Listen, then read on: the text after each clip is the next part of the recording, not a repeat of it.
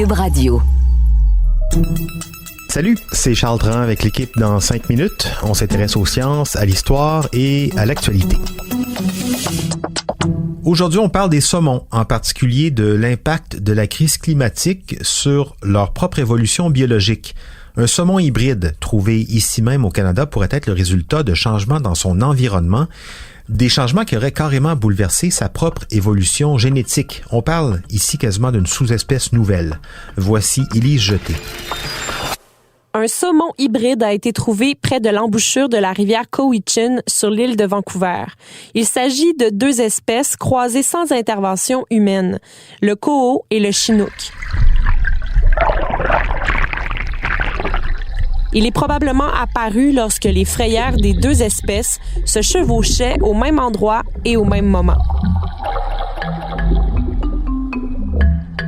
Andrés Arroyo de Pêche et Océan Canada à Nanaimo et ses collègues ont analysé entre 2013 et 2019 les gènes de saumon recensés principalement dans le détroit de Georgia qui sépare l'île de Vancouver du continent. Ils ont trouvé des échantillons de ce qu'ils supposaient être de jeunes saumons chinook. Le saumon chinook est le plus grand des saumons du Pacifique et son poids peut atteindre les 55 kilos. En plus de se démarquer par sa taille, il est reconnaissable par ses petites taches noires sur les deux lobes de la nageoire caudale, par des gencives noires à la base des dents de la mâchoire inférieure et une mâchoire inférieure pointue. Le saumon chinook diffère également de tous les saumons sauf le saumon coho, avec lequel on suppose qu'il a été croisé ici, par la couleur variable de sa chair. Elle peut être blanche, rouge ou n'importe quelle teinte de rose. Le saumon trouvé là-bas avait des marqueurs génétiques inhabituels. D'autres échantillonnages et analyses génétiques ont révélé qu'il était bel et bien croisé avec un saumon coho, une espèce également présente dans la région. De nombreux hybrides ressemblent à un mélange des deux espèces, a expliqué le chercheur Andrés Arroyo dans le magazine New Scientist.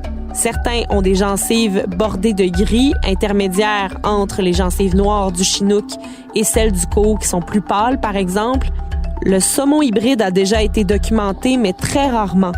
Dans cette étude récente, l'équipe a découvert que près de 5% des poissons de la rivière Cowichan seraient des hybrides.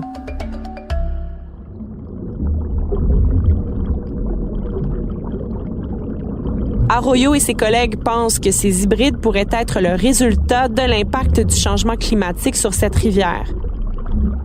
Au cours des dernières années, les conditions sèches ont fait baisser le niveau d'eau de la rivière, ce qui a retardé le début du frai, la ponte des œufs, de fin d'été du saumon chinook.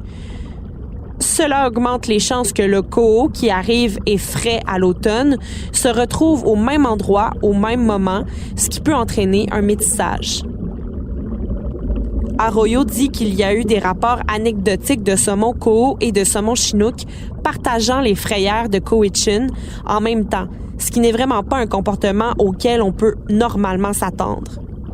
On pense que les opérations d'exploitation forestière le long de la rivière ont réduit la quantité d'habitat convenable pour le frai du saumon, ce qui encourage davantage les deux espèces à se croiser.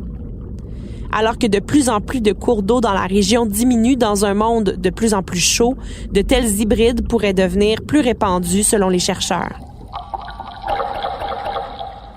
L'équipe a trouvé des hybrides qui ont atteint l'âge adulte et qui étaient capables de se reproduire, mais le métissage pourrait causer des problèmes parce que les hybrides peuvent être moins bien adaptés à leur environnement. Michael Miller de l'Université de Californie à Davis dit qu'il n'est pas convaincu que l'hybridation soit directement liée aux activités humaines. Ces deux espèces vivent dans les mêmes rivières depuis des milliers et des milliers d'années et ont enduré de nombreuses années d'étiage, c'est-à-dire des baisses périodiques des eaux.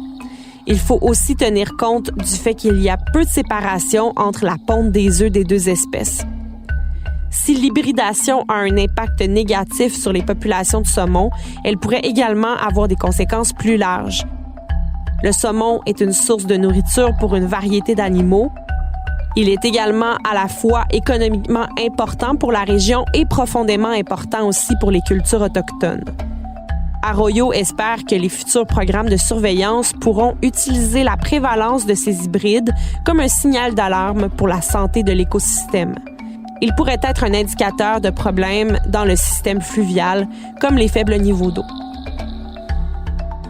Ouais, habituellement, la grenouille, c'est un bon indicateur de la santé des milieux de vie dans les lacs et les rivières.